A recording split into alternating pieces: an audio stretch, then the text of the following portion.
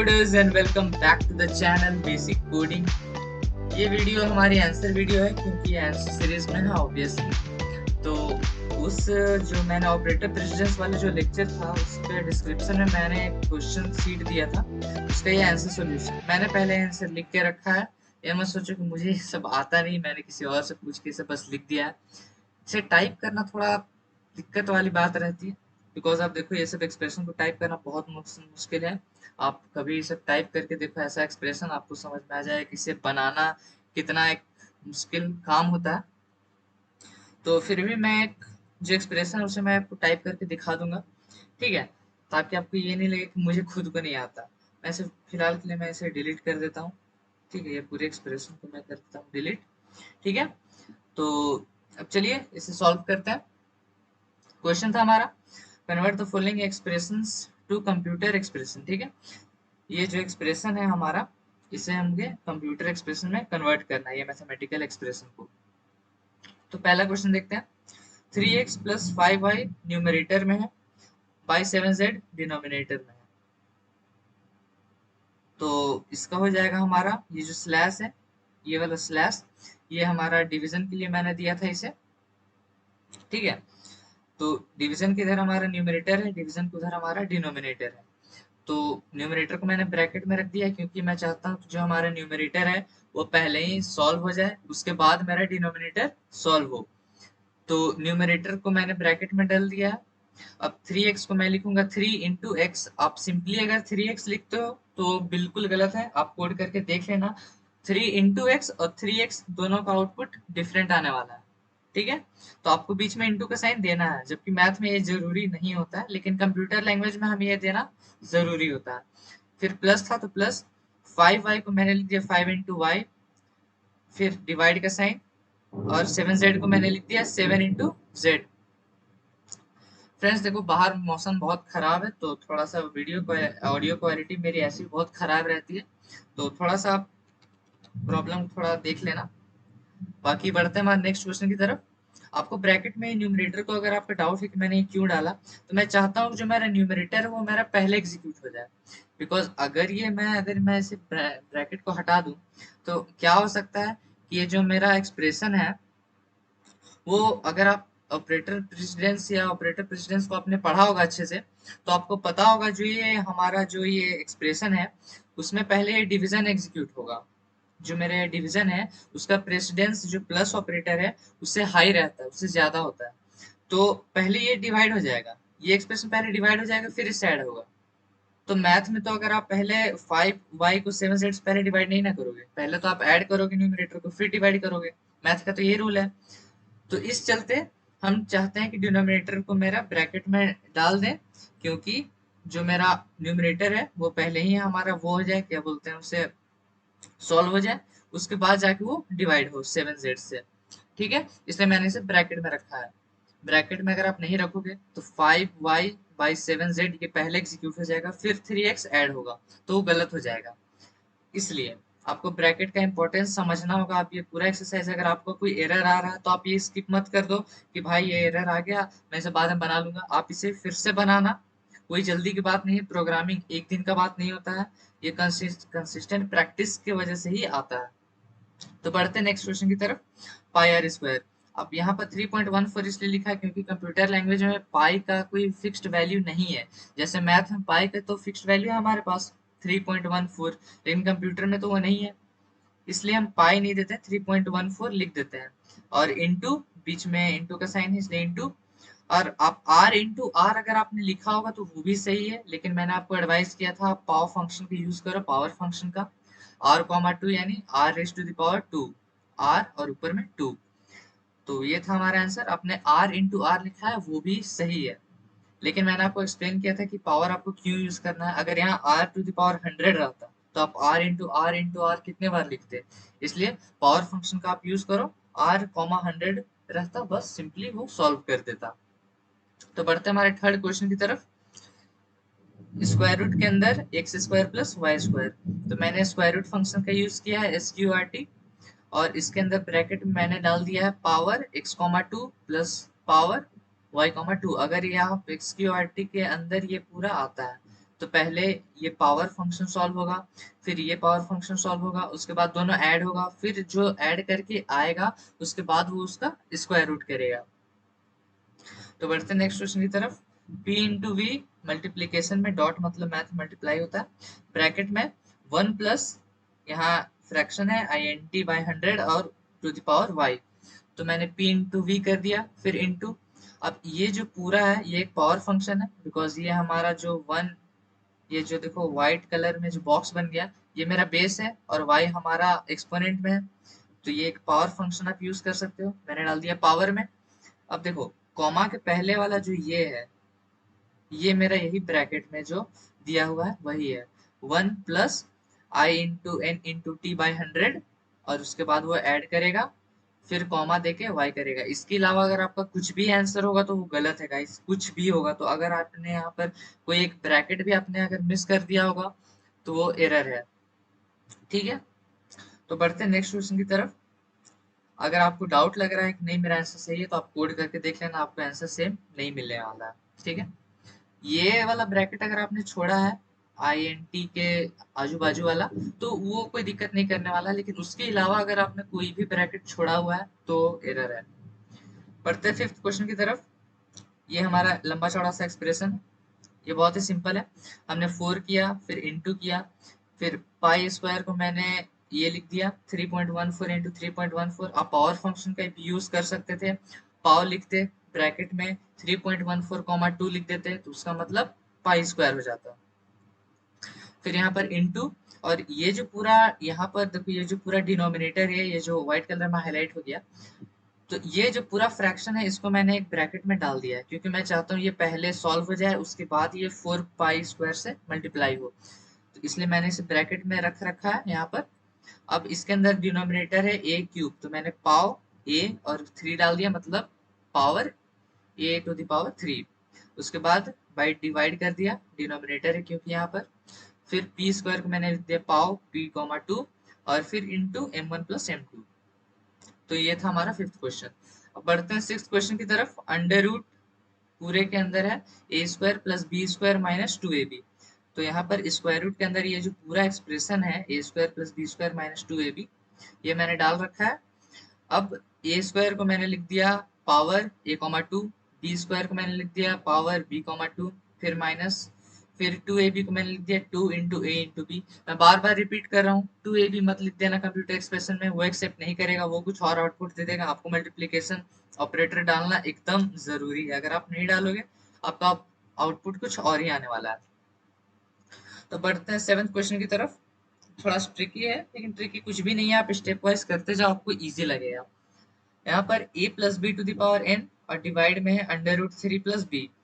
तो अगर आपको इजी वे में अगर इसको सॉल्व करना है ना, तो आप पहले एक डिनोमिनेटर ये स्लैश का साइन डाल दो, उसके आजू बाजू इसके साइड एक क्लोजिंग और ओपनिंग ब्रैकेट लगा दो, इसके साइड इसके स्लैश के राइट हैंड साइड एक क्लोजिंग और ओपनिंग ब्रैकेट लगा दो। फिर वो ब्रैकेट में न्यूमरेटर जो भी है उसे आप सॉल्व करो, डिनोमिनेटर में जो भी है उस ब्रैकेट के अंदर सॉल्व करो, ठीक है। तो यहाँ न्यूमरेटर का जो ब्रैकेट है उसके अंदर मैंने रख दिया पावर ए प्लस बी और कॉमा एन, मतलब ए प्लस बी जो है वो बेस में है और कॉमा के बाद जो एन है वो पावर में है, तो पावर वाला फंक्शन यूज करके, और स्क्वायर रूट फिर मैंने डाला है 3, स्क्वायर रूट 3 मतलब ये अंडर रूट 3 वाला, और प्लस बी मैंने कर दिया है, ठीक है। अब बढ़ते नेक्स्ट क्वेश्चन तरफ। ये तो बहुत इजी है, आप डिनोमिनेटर डालो, इसके left hand side power A comma two plus power B comma two कर दो, डिनोमिनेटर में power A comma two minus power B comma two कर दो। आप ब्रैकेट भी डाल सकते थे, कोई दिक्कत वाली बात नहीं है, ठीक है।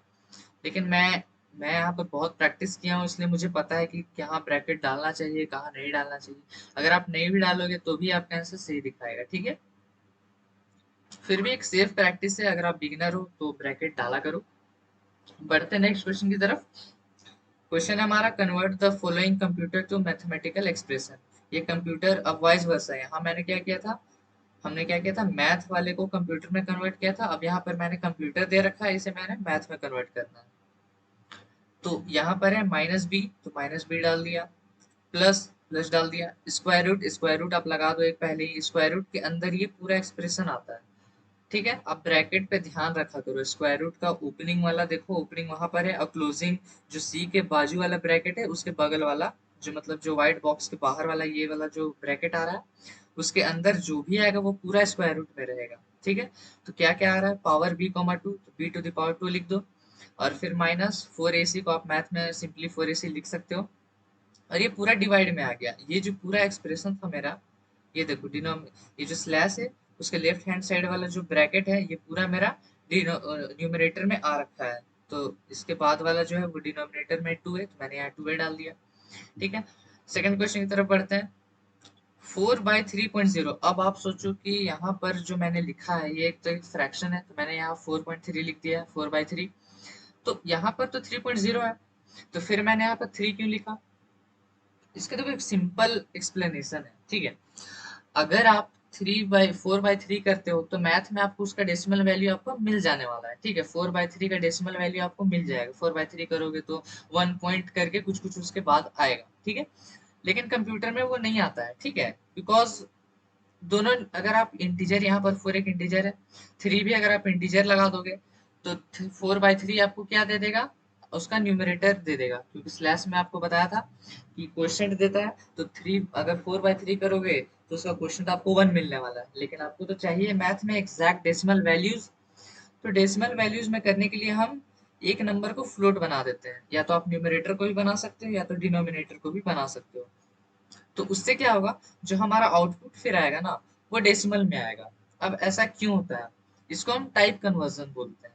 टाइप कन्वर्जन मतलब कि ये जो एक्सप्रेशन है आप जिस फॉर्म में से आउटपुट लाना चाहते हो उस फॉर्म में आप दे सकते हो। जैसे कि अगर आप इंटीजर से इंटीजर ऐड करते हो तो आपको एक इंटीजर देने वाला है, अगर आप इंटीजर से फ्लोट ऐड करोगे तो आपको फ्लोट देने वाला है। मतलब समझ रहे हो, डेसिमल का हायर प्रेसिडेंस हो जाता है, वो ऑटोमेटिकली उसमें कन्वर्ट हो जाता है। बिकॉज अगर आप एक सिंपल एग्जांपल लो, आपने 4 को ऐड किया 3.2 से तो आपको वो 7 देगा या 7.2 देगा। सिंपल से बात है, वो आपको 7.2 देगा। ये लॉजिक है। तो ये ऑटोमेटिकली कन्वर्ट हो जाता है डेसिमल में, क्योंकि हमें वो पॉइंट इंक्लूड करना रहता है।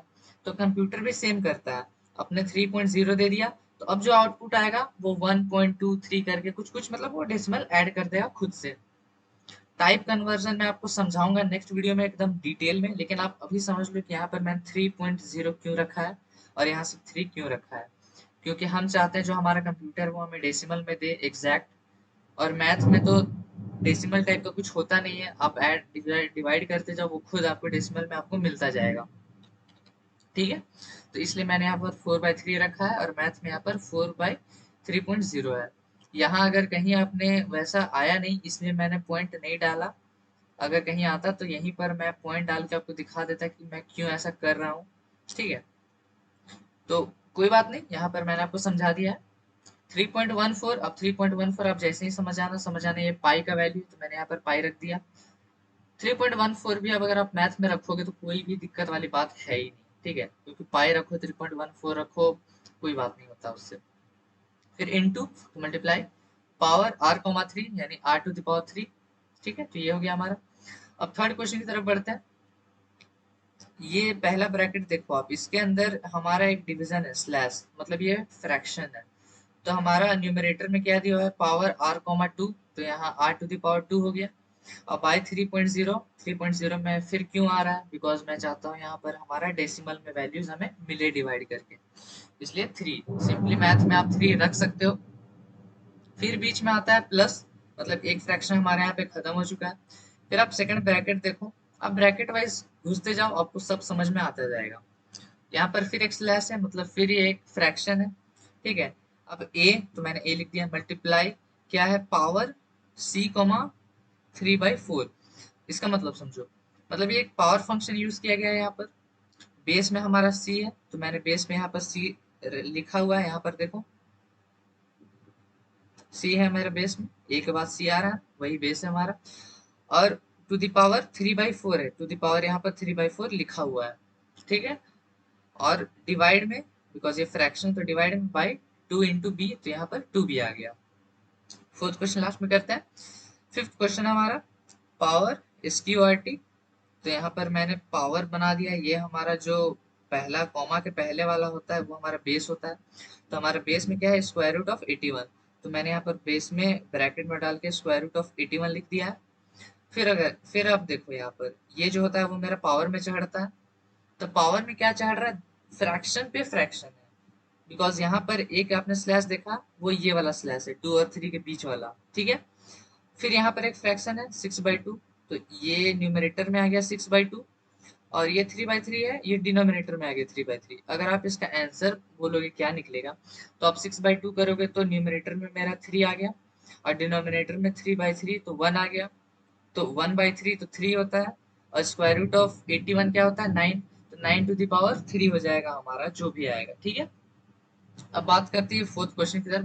मैं बोल रहा था कि मैंने यहाँ पहले ही क्यों लिख दिया है, क्योंकि ये सब थोड़ा टाइप करना थोड़ा मुश्किल होता है।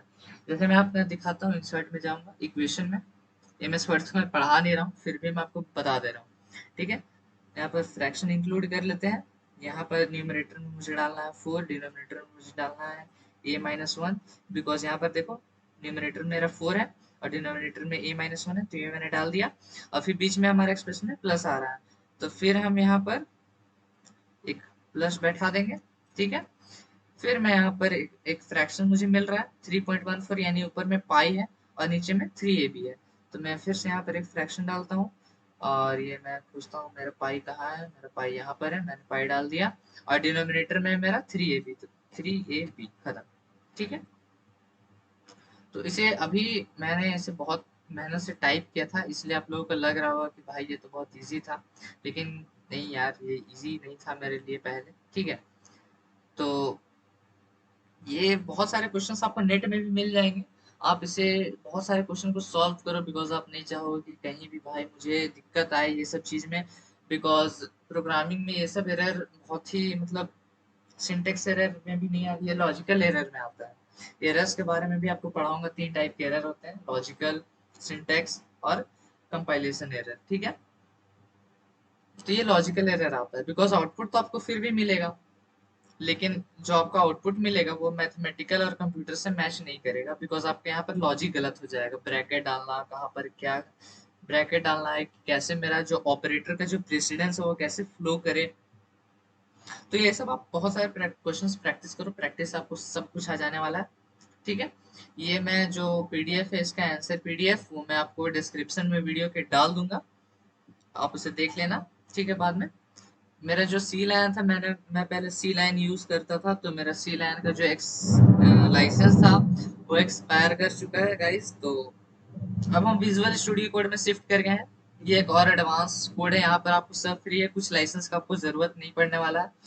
अगर आप चाहते हो कि मैं ये इस पर एक वीडियो बनाऊं विजुअल स्टूडियो कोड पर, कैसे इसे डाउनलोड करते हैं, सेटअप करते हैं, बिकॉज ये थोड़ा हेक्टिक टास्क होता है, तो मैं इसे अपलोड कर दूंगा। वैसे यूट्यूब में बहुत सारे वीडियोस आपको मिल जाने वाले हैं, आप कहीं से भी देखो, किसी के भी वीडियोस देखो, मैं ये नहीं रिकमेंड करता हूँ बस मेरे वीडियोस देखो, आप किसी के भी वीडियोस देखो, बस आप पढ़ो यार, ठीक से पढ़ो। आपको कोडिंग करना है, अच्छा कोडर बनना है। फिर भी अगर आप चाहते हो कि मैं ही ये वीडियो बनाऊं, तो आप मुझे कमेंट में बता देना, मैं इसका एक अलग से एक मैं इसका वीडियो डाल दूंगा, विजुअल स्टूडियो कोड को कैसे इंस्टॉल करते हैं, मिनजेडब्ल्यू वगैरह सेटअप कैसे करते हैं, क्या क्या एक्सटेंशन। खैर छोड़िए सब बात का बात, आप मुझे कमेंट में बताना, अगर आपको चाहिए होगा तो मैं इसे डाल दूंगा। तो मैंने आपको एक टीजर क्वेश्चन दिया था टर्नरी ऑपरेटर से रिलेटेड। तो वो क्वेश्चन था कि आपको 3 नंबर्स इनपुट करने हैं और बताना है कि उसमें से लार्जेस्ट कौन है यूजिंग टर्नरी ऑपरेटर, बताना था। तो जल्दी से यहाँ पर एक कोड लिख लेते हैं। मैं कोड लिखते लिखते आपको समझाते जाऊंगा वो कैसे होता है। हम यहाँ पर एक ही जगह पर 3 वेरिएबल डिक्लेयर कर लेते हैं, इंट ए बी सी, ठीक है। और फिर हम क्या करते हैं, एक मैसेज प्रिंट कराते हैं, प्रिंटफ एंटर 3 नंबर्स। तो अगर आपको ये स्क्रीन में डिस्प्ले होगा तो कुछ ऐसा डिस्प्ले होगा कि आपको 3 नंबर्स इनपुट करना है। तो अब क्या करते हैं, इनपुट ले लेते हैं स्कैनफ।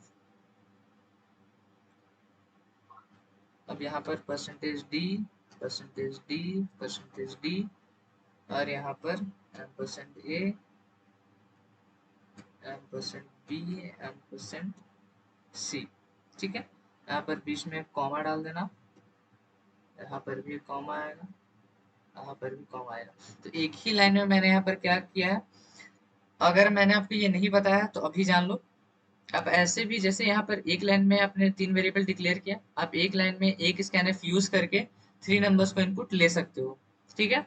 3 %d इसलिए क्योंकि यहाँ पर 3 इंट वेरिएबल है, तीनों variable int data type contain कर रहे हैं, इसलिए तीनों के लिए एक एक परसेंटेज डी परसेंटेज आई भी चलेगा।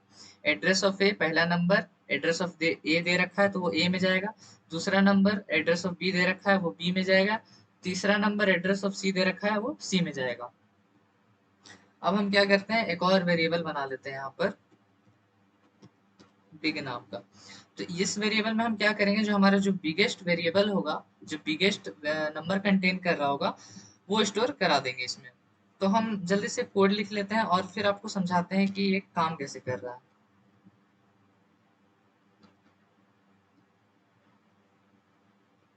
टर्नरी ऑपरेटर का एक मैंने यहाँ पर स्केलेटन लगा लिया है।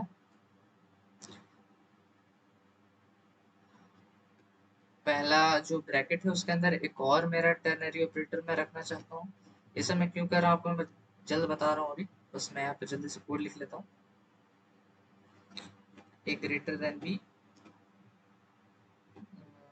ए छोटा है, उसके बाद यहाँ पर फिर से मैं डालूंगा ए ग्रेटर देन सी, और यहाँ पर आएगा मेरा ए, यहाँ पर आएगा मेरा सी, यहाँ पर आएगा मेरा जो है बी ग्रेटर देन सी, यहाँ पर आएगा मेरा बी, और यहाँ पर आएगा मेरा सी। ठीक, अब छोटा छोटा आपको दिख रहा होगा, मैं थोड़ा सा जूम कर लेता हूँ। Control plus is equal to से ये जूम होता है, वीएस कोड के शॉर्टकट है।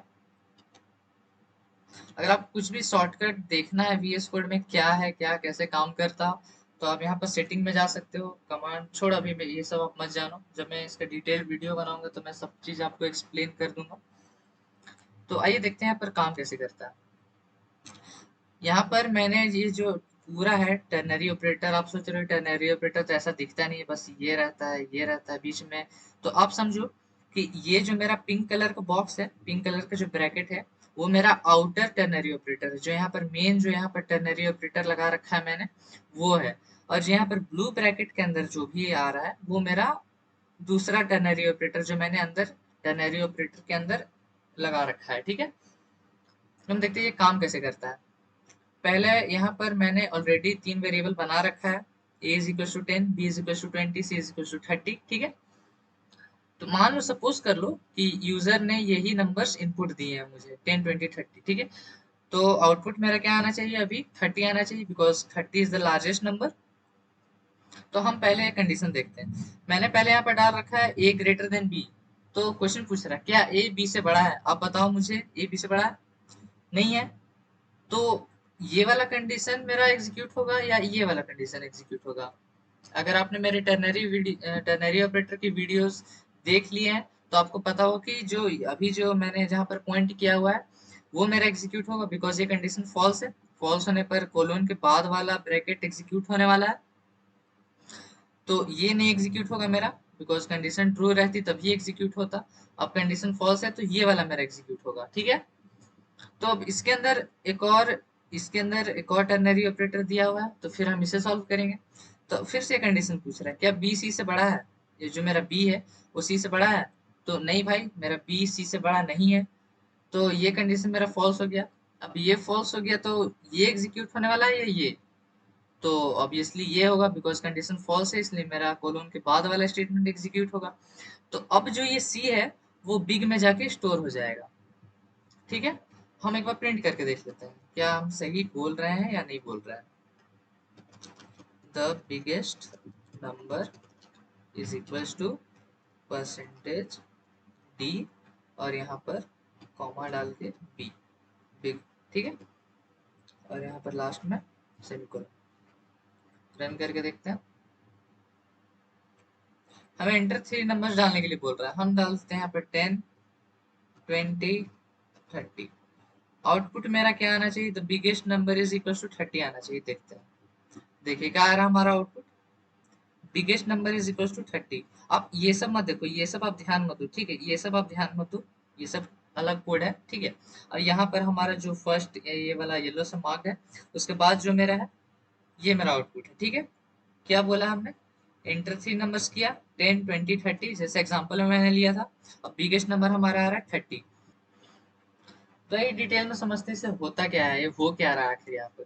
मैंने यहाँ पर कुछ कमेंट्स लिख रखा है। ठीक है, ये कमेंट्स होते हैं आपको तो पता ही होगा। तो ये जो क्वेश्चन है हमारा, ये जो कंडीशन है क्वेश्चन कर रहा है ए ग्रेटर देन बी, अगर ये ट्रू होता है तो इससे हमें दो चीज पता चलती है। पहली चीज ये कि जो कंट्रोल है वो फर्स्ट स्टेटमेंट एग्जीक्यूट करेगा। फर्स्ट स्टेटमेंट मेरा ये वाला है, तो पहले जो कंट्रोल है वो ये एग्जीक्यूट करेगा, और अगर फॉल्स होती है तो ये एग्जीक्यूट करेगा। ठीक है, दोनों तो एक साथ नहीं हो सकते हैं ना भाई, कि ये भी एग्जीक्यूट हो जाए ये भी एग्जीक्यूट हो जाए। ये तो कंडीशन ही है, अगर ये ट्रू होगा तो पहला होगा, अगर फॉल्स होगा तो दूसरा होगा। जैसे इस केस में हमारा फॉल्स हो गया था तो ये हमारा दूसरा वाला एग्जीक्यूट हो रहा था। ठीक है, और दूसरी चीज हमें ये पता चलती है इस कंडीशन से, अगर ये कंडीशन ट्रू होता है तो हमें पता चल जाता है कि भाई ए बड़ा है बी से। तो ए बड़ा है बी से, लेकिन यहाँ पर तो था नहीं, लेकिन सपोज कर लो अगर रहता, वो अगर ए से बड़ा रहता बी, तो हम क्या करते हैं, ये कंडीशन ट्रू हो जाता अगर, तो ये कर्सर मेरा यहाँ पर आता। अगर यहाँ पर आता तो फिर हम यहाँ यहीं पर हम इसे थर्ड जो वेरिएबल है हमारा सी, उससे कंपेयर करा देते हैं, क्योंकि हमें पता चल गया ना भाई कि ये जो ए है वो बी से तो बड़ा है, तो अब सी से भी हमें चेक करना पड़ेगा कि बड़ा है कि नहीं। तो यहीं पर मैंने वही किया है, क्या ए सी से बड़ा है, अगर बड़ा है तो ए बिगेस्ट हो जाता है फिर, और अगर गलत है तो सी मेरा बिगेस्ट मिल जाता। पर इस केस में हमारा ए बी से बड़ा नहीं था, इसलिए कर्सर यहाँ पर गया। तो अब ए बी से बड़ा नहीं है तो हमें पता चल गया कि बी जो है वो सी से ए से बड़ा है। तो ए से तो कंपेयर यहाँ पर कर लिया था, अब सी से कंपेयर करते हैं। तो यहाँ पर सी से कंपेयर हुआ, तो अगर ये सही होगा तो मेरा बी सबसे बड़ा हो गया, और अगर ये फॉल्स हुआ था यहाँ पर मेरा सी सबसे बड़ा हो गया। ठीक है, तो ये मेरा टर्नरी ऑपरेटर से ऐसे यूज करके आप कर सकते हो। अब सपोज कर लो मैं इसे फिर से रन करता हूँ, कंट्रोल से फिर से रन करते हैं। अब हम एंटर कुछ डिफरेंट करते हैं, अब हम बी को सबसे बड़ा बना देंगे। तो हम पहला नंबर जो ए था उसे हम 12 दे देते हैं, बी को 45 दे देते हैं, और इसको हम लोग 43 दे देते हैं। तो अभी मेरा देखो, अब बी जो है वो सबसे बड़ा नंबर है। एंटर करते हैं तो बिगेस्ट नंबर हमारे पास बी निकल के आ गया। तो ये कोड हमारा हमेशा वर्क करेगा। ठीक है, आप इसे रटना मत। इस कोड का जो लिंक है मैं आपको डिस्क्रिप्शन में दे दूंगा, आप इसे जाके देख लेना। ठीक है, एक क्वेश्चन मैं यहाँ पर और लिख देता हूँ, आप इसे फिर से प्रैक्टिस करना। आपको अगर टर्नरी ऑपरेटर से ही बेस्ड है, enter 3 numbers and find the smallest among them using ternary operator। ठीक है, ये आपका क्वेश्चन है। अभी मैंने ग्रेटेस्ट फाइंड किया था। अब आप दिमाग लगाओ कि इससे आप स्मॉलेस्ट टर्नरी ऑपरेटर को यूज करके स्मॉलेस्ट कैसे कर सकते हो। ये आंसर मैं फिर डिस्कस दोबारा नहीं करूंगा, क्योंकि अब बहुत इजी हो गया। बस आपको ये जो ग्रेटर देन स्मॉल है, ये जो सिंबल है, ये बस आपको रिवर्स करके, मतलब हिंट मैं दे दे रहा हूँ, वैसा ही कुछ आपको ये सिंबल रिवर्स वगैरह करके आपको इसका आंसर निकालना है। इसका आंसर आप मुझे कमेंट में बताना, मैं आपको जरूर रिप्लाई करूंगा ये सही है या गलत है। तो मिलते हैं नेक्स्ट वीडियो में, till then keep coding, bye bye.